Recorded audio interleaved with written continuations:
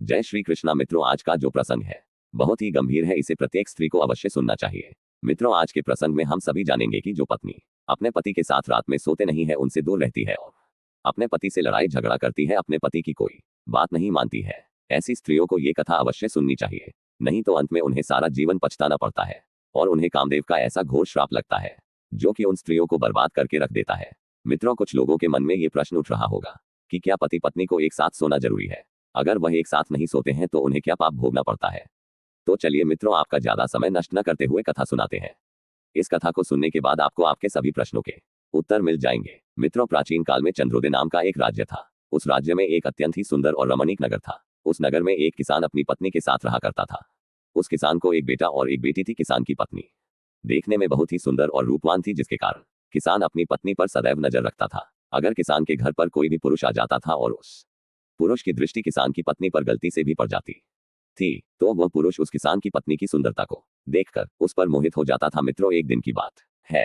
शाम हो चुकी थी और कुछ घंटे बाद रात्रि का तीसरा पहर प्रारंभ हो गया। उसी समय किसान अपनी चार पाई से उठा और चुपचाप उठकर सबसे नजरें बचाते हुए घर से बाहर निकला और जंगल की तरफ जाने लगा। मित्रों, उस किसान के मुख पर तनिक भी भय नहीं था। वह निर्भय होकर जंगल की तरफ बढ़ता चला जा रहा था। उसे देखने से ऐसा प्रतीत हो रहा था मानो उसे कुछ मिल गया हो। कुछ समय बाद वह किसान चलते चलते उस घने जंगल के बीचों बीच में पहुंच गया।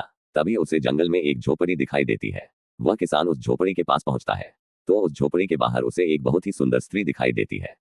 उस स्त्री को देखकर किसान के चेहरे पर एक हल्की सी मुस्कान उतर आती है और वह स्त्री किसान को देखती है और उसके चेहरे पर भी एक हल्की सी मुस्कान आ जाती है।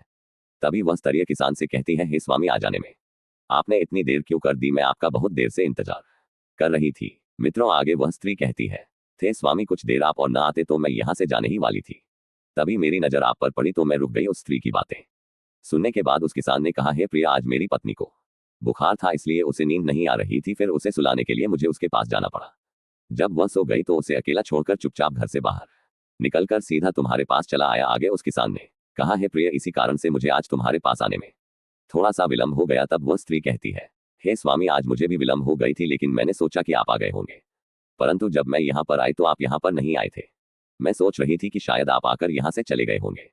फिर मेरे मन में विचार आया कि मैं कुछ क्षण आपकी प्रतीक्षा कर लेती हूँ, शायद किसी कारणवश आपको आने में देरी हो गई हो। तभी वह किसान कहता है, हे प्रिय, विलंब न कीजिए, अन्यथा सुबह हो जाएगी। मित्रों, किसान के कहने पर वह दोनों झोपड़ी में चले जाते हैं और उस झोपड़ी में कुछ समय व्यतीत करने के बाद अपने अपने घर चले जाते हैं। मित्रों, इस प्रकार से ऐसा कुकृत्य करके वह किसान अपनी पत्नी को धोखे में रखकर इस स्त्री से मिलने आया करता था और वह स्त्री अपने पति को धोखा देकर उसके साथ से मिलने आया करती थी। तो चलिए मित्रों, आगे की कथा में मैं आप सभी को बताने वाला हूं कि जो स्त्रियां अपने पति को धोखे में रखती है या जो पुरुष अपनी पत्नी को धोखे में रखता है, उनके साथ क्या होता है। मित्रों, एक बार की बात है, कैलाश पर्वत पर भगवान शिव जी ध्यान मुद्रा में बैठे हुए थे और तीनों लोगों का मनमोहक दृश्य देख रहे थे। तभी उनके पास नारायण नारायण का जाप करते हुए देवर्षि नारद जी आते हैं और उन्हें प्रणाम करते हैं। देवर्षि नारद की आवाज सुनकर भगवान शिव जी अपनी आंखें खोलते हैं और देवर्षि नारद का प्रणाम स्वीकार करते हुए कहते हैं, हे देवर्षि, कहिए आज किस प्रयोजन से आना हुआ? तभी देवर्षि नारद जी कहते हैं, हे प्रभु, आज मैंने धरती लोक पर एक बहुत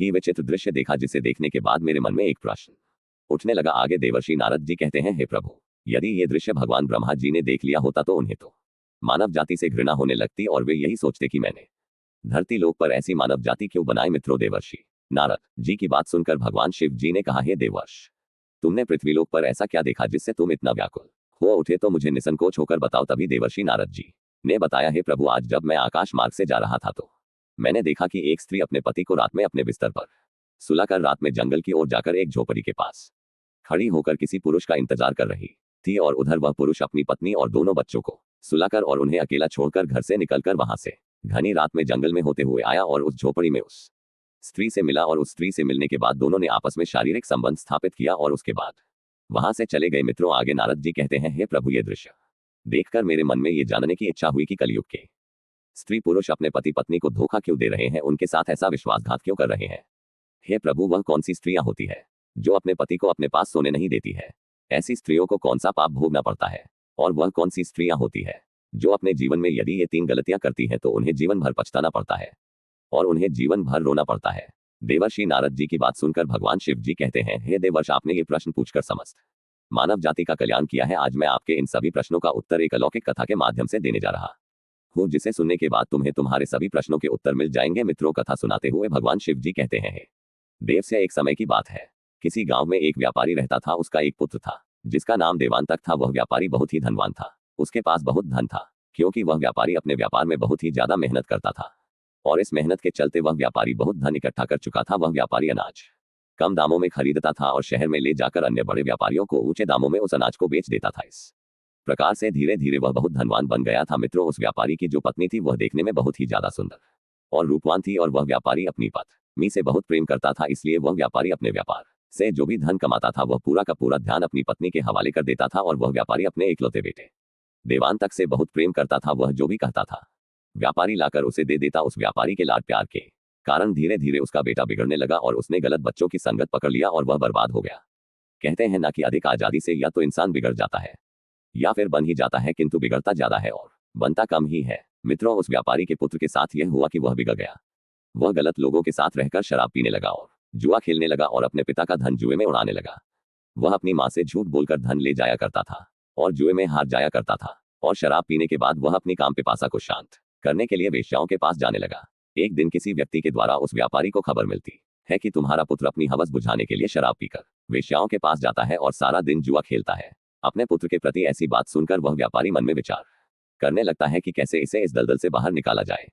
तभी उसने निर्णय लिया कि इसका विवाह कर देते हैं, क्योंकि जब इसका विवाह हो जाएगा तो घर में इसकी पत्नी आ जाएगी तो जितने भी यह उल्टे काम करता है वह सारे के सारे भूल जाएगा और जो यह वेश्याओं के पास जाता है नहीं जाएगा, क्योंकि विवाह के बाद इसकी पत्नी आ जाएगी तो ये कहीं नहीं जाएगा। यह सब सोचकर उस व्यापारी ने एक धनवान सेठ के घर रिश्ता देखकर सेठ की बेटी से अपने पुत्र देवांतक का विवाह कर दिया। मित्रों, देवांतक की जो पत्नी थी उसका नाम रोहिणी था। रोहिणी देखने में बहुत ही सुंदर लगती थी और वह सुंदर होने के साथ साथ अत्यंत रूपवान, गुणवान और स्वच्छ हृदय वाली स्त्री थी।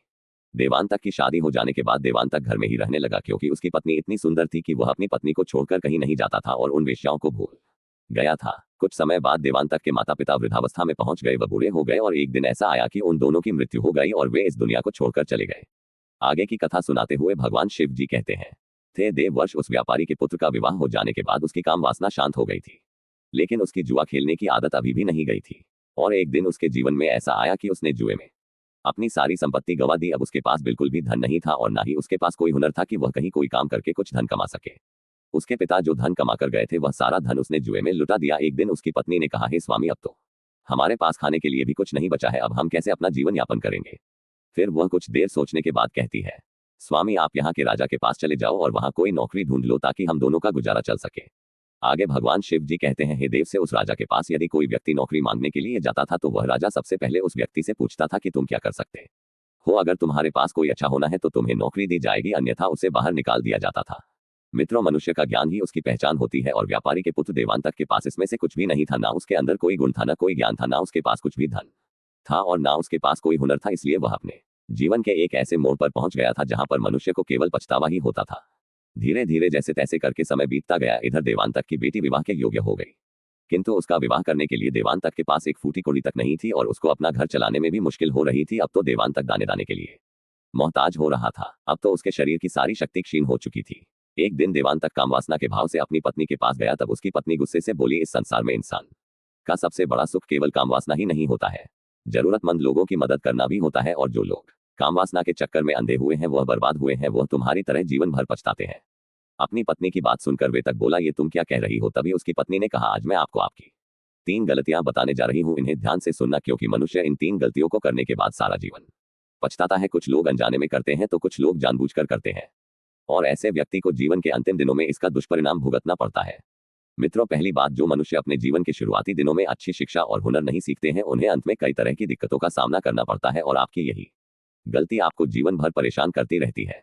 दूसरी बात, यदि आपके अंदर किसी कार्य को टालने की आदत है और आपने अपनी जवानी के दिनों में किसी भी काम को करने में आनाकानी की है और अपनी जवानी के समय को अय्याशी और इधर उधर घूमने में बिताया है तो आपको अंत में बहुत सी कठिनाइयां मिलती है। तीसरी बात, मनुष्य को सदैव 6 लोगों की संगत में रहना चाहिए, क्योंकि गलत संगत में रहने से आप अपने मार्ग से भटक जाते हैं और इस प्रकार से आपको कभी भी लक्ष्य की प्राप्ति नहीं होती है और आपकी गलत संगत अपनी तरक्की को रोक देगा और यही गलती संगति आपको बर्बादी की ओर ले जाएगी। मित्रों, देवांतक की पत्नी देवांतक से आगे कहती है, हे स्वामी, तुमने तो अपने जीवन की शुरुआत ही गलत तरीके से कर ली, इसलिए आज हम लोगों को इस तरह की दिक्कतों और मुसीबतों का सामना करना पड़ रहा है। अब मैं तुम्हारे साथ काम क्रीड़ा नहीं करना चाहती हूँ और ना ही तुम्हारे साथ सोना चाहती हूँ। अब तो आपको ये कहते हुए शर्म आनी चाहिए। अब मैं भगवान की सेवा करना चाहती हूँ। मुझे यकीन है कि भगवान हमारी सहायता अवश्य करेंगे। अब यही समय है आत्मा को परमात्मा से जोड़ने का। बालावस्था यानी जवानी तक लोगों का जीवन ब्रह्मचारी होता है। ब्रह्मचारी के बाद लोग विवाहित जीवन में आते हैं। विवाहित जीवन में आने के बाद लोग पुत्र की कामना करते हैं। पुत्र होने के बाद लोग बहू की कामना करते हैं। फिर बूढ़े हो जाते हैं और फिर उस ब्रह्मचारी जीवन में वापस चले जाते हैं जहां से विवाहित जीवन में आए थे। इसीलिए ब्रह्मचारी जीवन में जाना ही बेहतर है। जिस तरह युवावस्था को बर्बाद किया है उसी तरह वृद्धावस्था बर्बाद नहीं करना चाहिए। पूजा पाठ भजन कीर्तन आदि करना चाहिए। फिर देवांतक की पत्नी रोहिणी कहती है, आर्मी में अपने जीवन के बचे हुए दिनों को बर्बाद नहीं होने देना चाहती हूँ। अब तो आप समझ ही गए होंगे कि मैं आपके साथ काम क्रीड़ा क्यों नहीं करना चाहती हूँ और आपके साथ क्यों नहीं सोना चाहती हूँ। अब हम लोगों का केवल एक ही लक्ष्य है, भगवान की पूजा करना और अपने बच्चों का विवाह करना। अब से आप काम वासना के मोह को भूलकर मेहनत पर ध्यान दो। एक दिन भगवान हम लोगों की जरूर सुनेगा।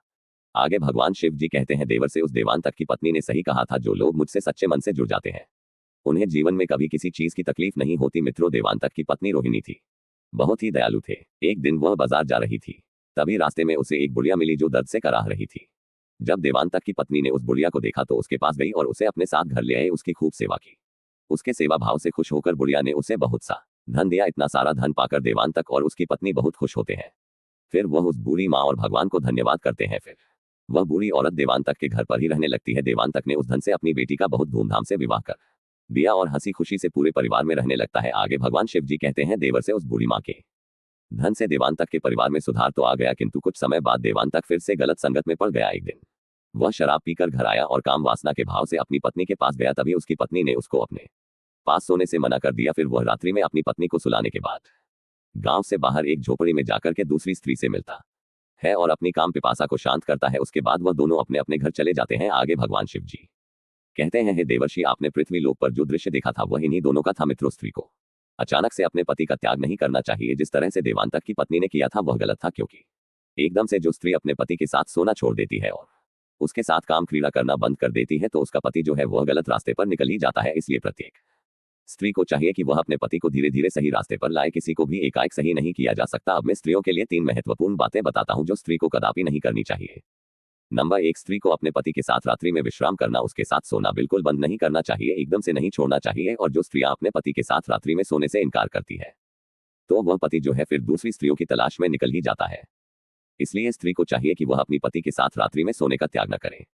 नंबर 2, स्त्री को यह भी चाहिए कि वह अपने पति से सदैव प्रेम से बात करे, उनकी बात माने। और पुरुष अपने को भी चाहिए कि वह अपनी पत्नी का सभी चीजों में सहयोग करे। जो स्त्री अपने पति की सारी इच्छाएं पूर्ण करती है वह एक दिन अपने पति को सही रास्ते पर लाकर खड़ा कर देती है और उसके साथ खुशहाल जीवन व्यतीत करती है। जो पति पत्नी एक दूसरे के सुख दुख को समझते हैं उनके जीवन में कभी कोई परेशानी नहीं आती है। उनके घर में कभी भी